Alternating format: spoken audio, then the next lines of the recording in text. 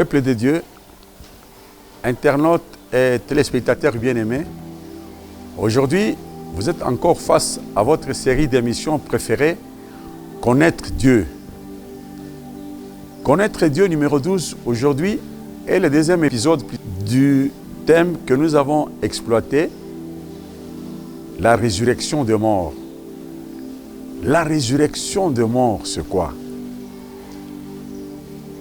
Vous savez que ce thème est largement exploité par l'apôtre Paul à travers les différentes lettres qu'il a envoyées aux différentes églises qu'il avait eu la grâce d'installer pendant ses voyages missionnaires.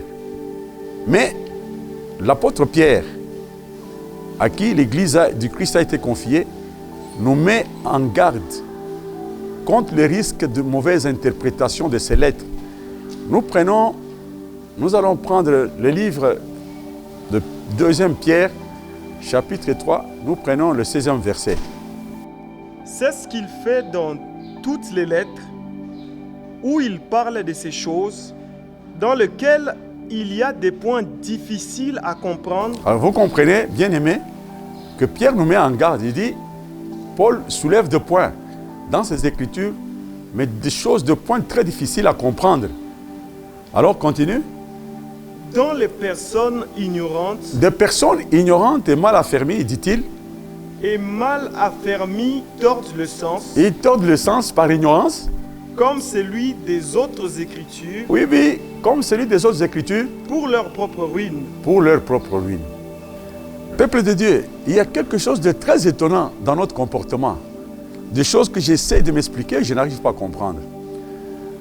Quand tu prends toute discipline, entendue comme matière d'enseignement, chaque discipline exige une certaine initiation. Je ne parle pas de la science, je parle d'une discipline en général. Je prends un exemple. Prenons la constitution d'un pays. Cette constitution est rédigée par les législateurs dans une des langues nationales du pays. Mais regardez comment on va mettre toute une institution pour l'interprétation de cette constitution-là. C'est-à-dire que tous ceux qui doivent interpréter la constitution sont obligés de se référer à cette institution, c'est-à-dire un nombre de magistrats qui sont là, qui sont supposés avoir bien compris la constitution et qui peuvent l'interpréter.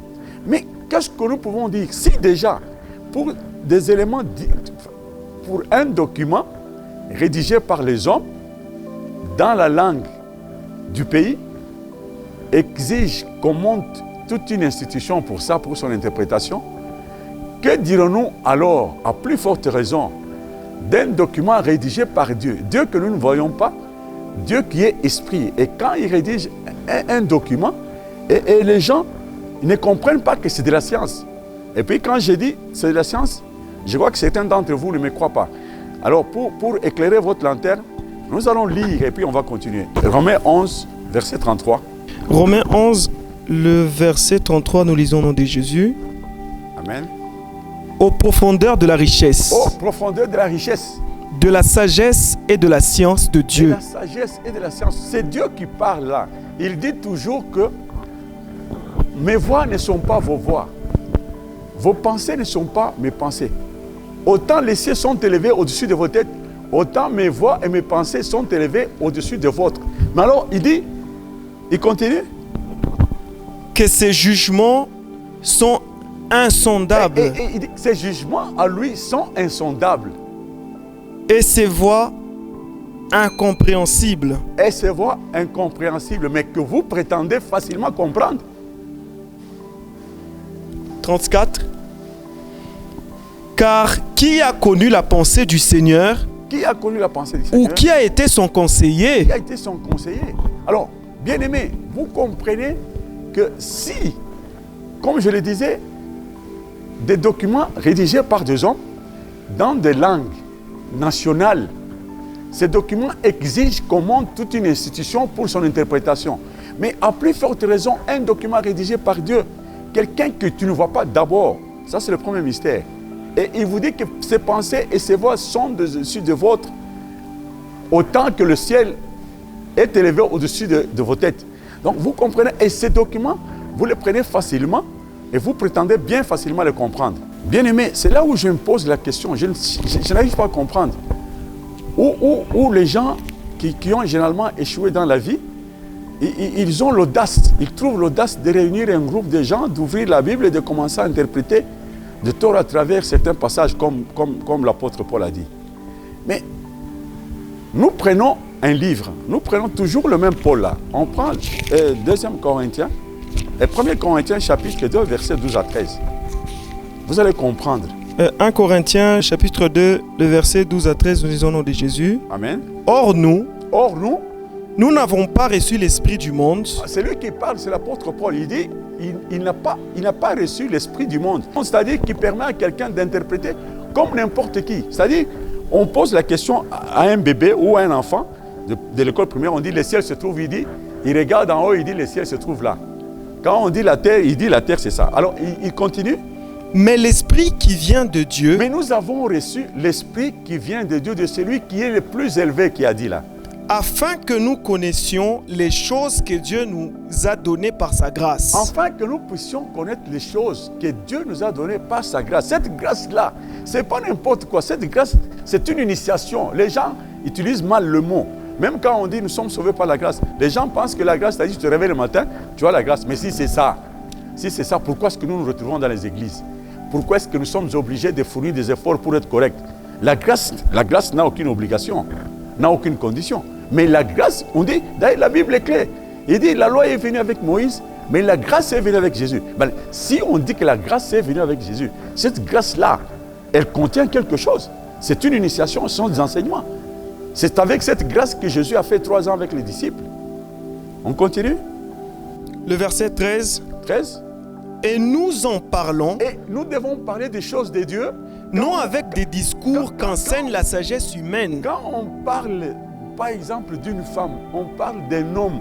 Si la sagesse humaine, c'est désigner un homme comme cet homme charnel, la sagesse humaine, c'est désigner une femme comme cette femme charnelle, humaine, physique.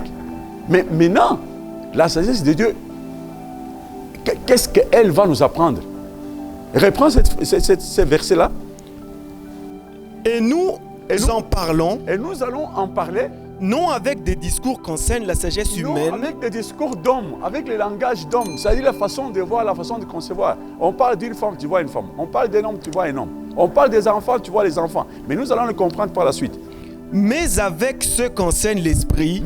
Mais nous allons en parler avec un discours qu'enseigne l'esprit. C'est ça la grâce. Employant un langage spirituel pour les choses spirituelles. Un langage spirituel pour des choses spirituelles. Mais moi, je crois que c'est assez clair. Je ne comprends pas comment les gens, ils n'arrivent pas à comprendre ça. On emploie un langage spirituel pour des choses qui sont spirituelles. Je vais vous donner un exemple. Dans Galates 4, on parle de 2 femmes d'Abraham. On dit Agar et Sarah. On dit que ces 2 femmes sont 2 montagnes. Mais alors, est-ce que le peuple de Dieu lit ça? Ces 2 femmes sont 2 montagnes. C'est-à-dire qu'on vous arrache à cette compréhension charnelle de la femme d'Abraham comme cette femme physique. Sont 2 montagnes. Sont 2 types de... La montagne de Sion et la montagne de Sinaï. Mais c'est clair. Et automatiquement, Abraham qui va changer de nom. Abraham, c'est la foi. Et la foi qui grandit, c'était Abraham. Et puis il va changer de nom, il sera Abraham. Alors vous comprenez que c'est une marche. Ce n'est pas des choses on se réveille le matin, on commence à en parler. Non. Ça demande une certaine initiation. Bien-aimés, cette façon d'interpréter n'a pas commencé aujourd'hui. Ces égarements n'ont pas commencé aujourd'hui. Ces égarements sont vieux comme le monde. Je vais prendre un verset où les Juifs sont tombés dans ce même trou noir. Parce qu'ils cherchaient à comprendre les Écritures et la parole de Dieu. Ils cherchaient à les comprendre d'une façon charnelle. Nous allons prendre un livre, nous allons prendre Matthieu chapitre 22. Nous partirons du 24e verset jusqu'au 30e verset. On part du 24e verset jusqu'au 30e. Le 24e verset, nous lisons au nom de Jésus. Amen. Maître, Moïse a dit. Voilà, les Juifs sont allés voir le Seigneur. Ils ont dit, Maître, Moïse nous a dit. Si quelqu'un meurt Si sans quelqu'un enfant, mourrait sans enfant, son frère épousera sa veuve son frère épousera sa veuve. et suscitera une postérité à son frère. Est-ce que nous comprenons? Moïse venait de la part de Dieu. Moïse parlait de la part de Dieu à ce peuple. Il leur a dit, si quelqu'un meurt sans enfant, son frère devra prendre cette femme, la veuve, pour susciter un enfant à son frère. Il parlait d'une façon spirituelle, mais eux, ils entendaient d'une façon charnelle. Mais c'est le Seigneur qui va ouvrir beaucoup de brèches là pour que nous puissions comprendre. On continue. Le verset 25. Or, il y avait parmi nous 7 frères. Or, il y avait parmi eux 7 frères. Est-ce que vous comprenez pourquoi? Pourquoi est-ce que dans cette Bible, le chiffre 7 revient souvent? Et ça ne frappe pas l'esprit du peuple de Dieu, pour qu'ils comprennent que ce langage est spirituel, il n'est pas physique, il n'est pas charnel. Il y avait 7 frères. Le chiffre 7 représente le sabbat. Quand tu prends Matthieu chapitre 18, on vous dit, mais je crois que la parabole du serviteur impitoyable, on dit, mais combien de fois dois-je pardonner à mon frère quand il m'aura offensé? Est-ce 7 fois? Pourquoi seulement 7? Mais le Seigneur ajoute, non, plutôt je vous dis, 70 fois 7. Mais quand tu prends 70, il y a le chiffre 7. Il y a 7, 7, 7. Pourquoi? Et ça, déjà, ce sont des choses qui appellent une intelligence quelconque. Le verset 25, la suite. Le premier se maria Et mourut. Et comme il n'avait pas d'enfant, il laissa sa femme à son frère. D'accord. Ainsi de suite. Le verset 26. Il en fit de même du second, puis du troisième, jusqu'au 7e. Jusqu'au 7e. Voilà. Maintenant, continue. À la résurrection, duquel des 7 sera-t-elle donc la femme? Le verset 27, nous lisons au nom de Jésus. Après eux tous, la femme mourut aussi. La femme mourut aussi. Le verset 28, à la résurrection, duquel des 7 sera-t-elle donc la femme? Car tous l'ont eu. Voilà, maintenant nous commençons par là. Quand on parle de la femme dans la Bible, tout le monde se retourne, regarde à côté de lui, il regarde sa femme ou il regarde une femme qui passe en route. Mais est-ce que cette femme qui est à côté de toi là, ton épouse, et la femme dont on parle, est-ce que ce sont les mêmes femmes? Je prends un exemple, comment est-ce que nous ne pouvons pas comprendre?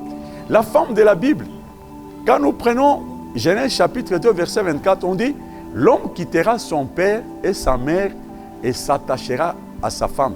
Et ils feront une seule chair. » Mais ne fût-ce que là, est-ce que c'est comme ça que vous avez fait? Est-ce que c'est comme ça que vous avez fait? Aujourd'hui, quand quelqu'un va se marier, l'homme part, il donne la dot. C'est lui qui quitte son père et sa mère. Est-ce qu'il va s'attacher à sa femme? Il va rester chez sa femme? Non. Il dote, il prend sa femme. Peut-être beaucoup plus de chances qu'il rentre avec sa femme chez lui. Ou autrement, ils vont, et sa femme et lui, ils vont aller habiter ailleurs. Mais dans la Bible, on dit, il quittera, mais il ira vers sa femme. Ça, c'est la première des choses qui devait nous frapper, qui devait réveiller votre esprit. Maintenant, je remonte. Prenons le même verset, Genèse chapitre 2. On commence par le verset 21. Genèse chapitre 2, verset 21. Verset 21. Nous lisons au nom de Jésus. Amen.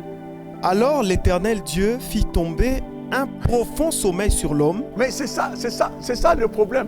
Je suis en train d'expliquer ce verset pour que tu comprennes qu'il y a la différence entre la femme dont parle Dieu et la femme que toi tu as épousée, la femme que tu vois avec tes yeux là, charnels.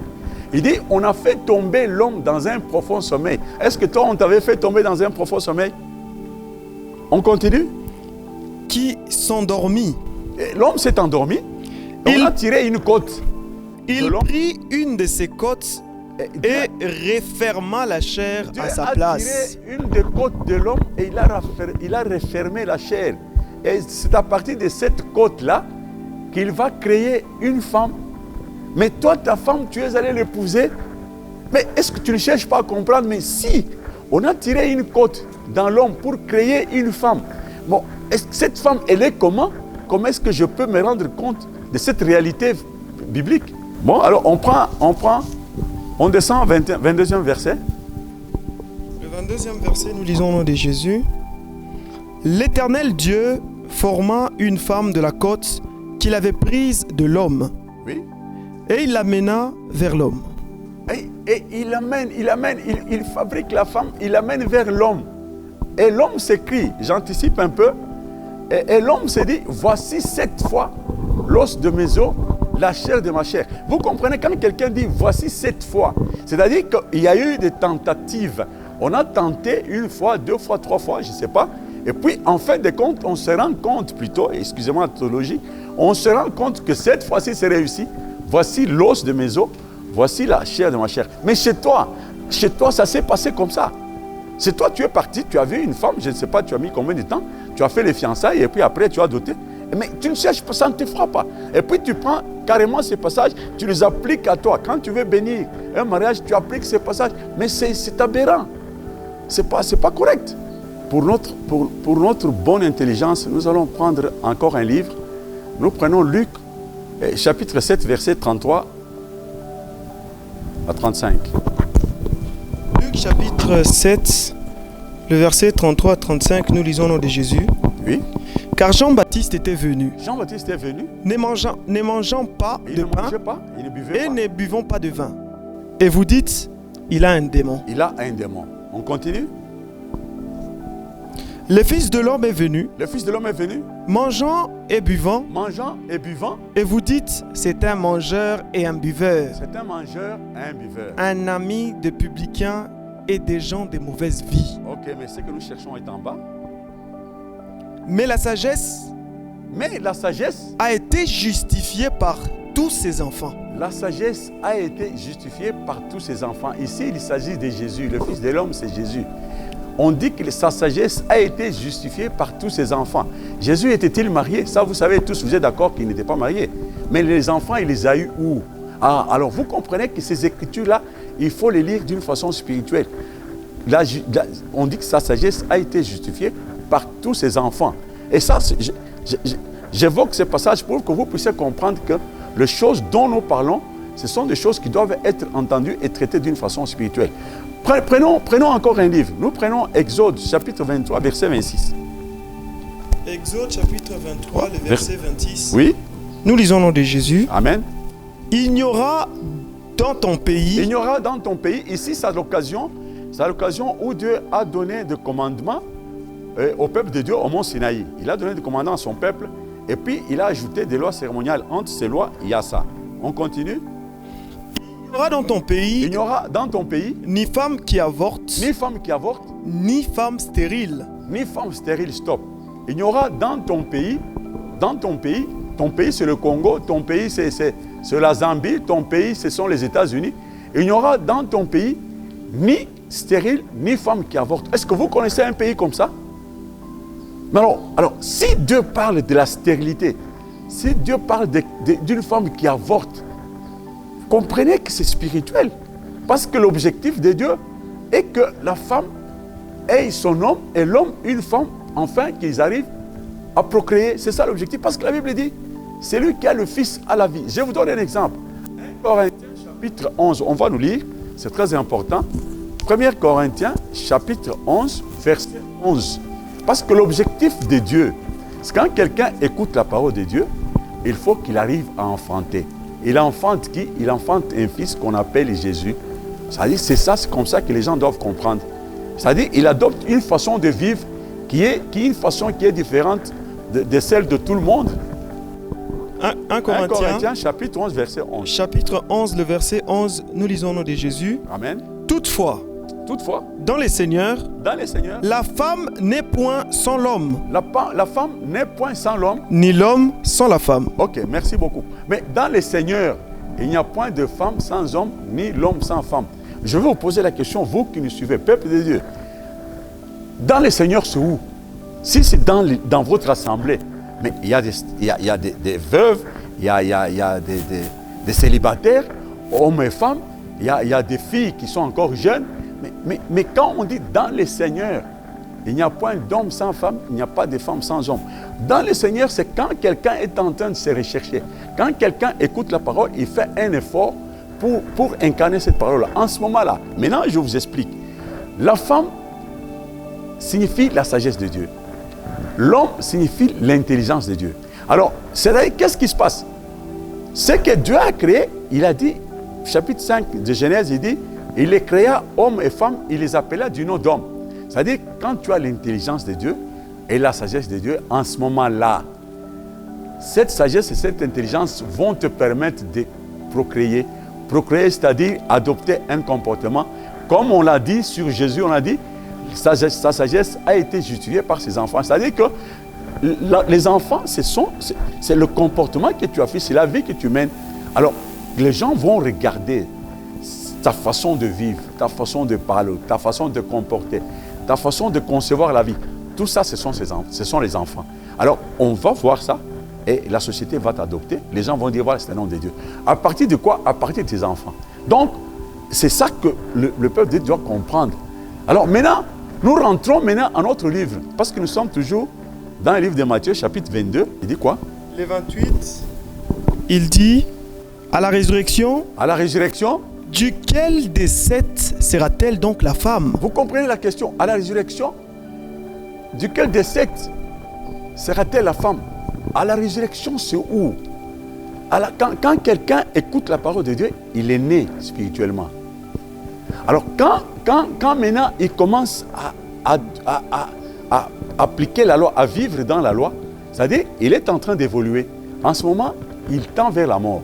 Alors quand il meurt, c'est-à-dire c'est la cessation du péché. Et quand tu meurs, ce n'est pas tout. Il faut ressusciter. Il faut ressusciter. Quand on ressuscite, en ce moment, on commence à vivre de la foi. Alors maintenant, la résurrection, maintenant, c'est quoi? La Bible est claire. Galates 3, 28 va nous édifier. Est-ce qu'on peut nous lire Galates 3, 28 pour que nous puissions comprendre que quand quelqu'un est ressuscité, qu'est-ce qu'il devient? Quand quelqu'un est en Christ, qu'est-ce qu'il devient? Parce que Jésus, c'est la parole de Dieu. Et Jésus, quand il meurt, il ressuscite, il devient Christ.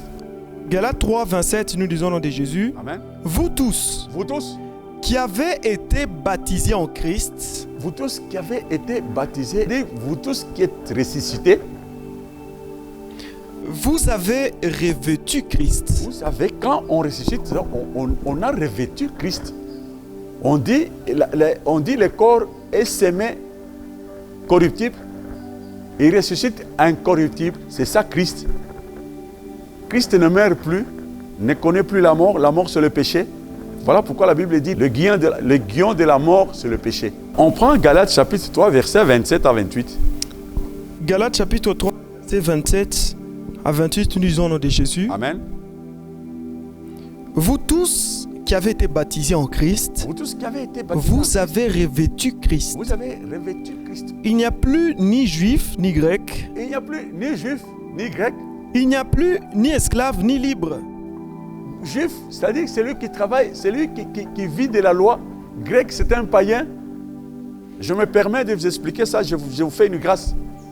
Il n'y a plus ni esclave ni libre. Ni esclave, la Bible dit, je ne vous appelle plus esclave parce que l'esclave ne connaît pas ce que son maître fait, mais vous êtes libre. Quand vous êtes libre, c'est-à-dire quand quelqu'un connaît la parole de Dieu, il est libéré par rapport au péché. Il n'y a plus ni homme ni femme. Il n'y a plus ni homme ni femme, donc automatiquement, il n'y a pas de mariage. Si tu crois que toi, tu prendras ta femme à l'enlèvement, comme vous le racontez, et vous allez vous retrouver au ciel, où tu regardes ta femme à côté, et il n'y a ni femme, ni homme, ni femme. Pourquoi? Car tous vous êtes un en Jésus-Christ. Car tous vous êtes un en Jésus-Christ. Mais Jésus le dit très bien, le Seigneur va nous le dire très bien. Nous rentrons maintenant à notre livre de Matthieu 22, pour terminer. Matthieu 22, le verset 29, nous lisons au nom de Jésus. Amen. Jésus leur répondit.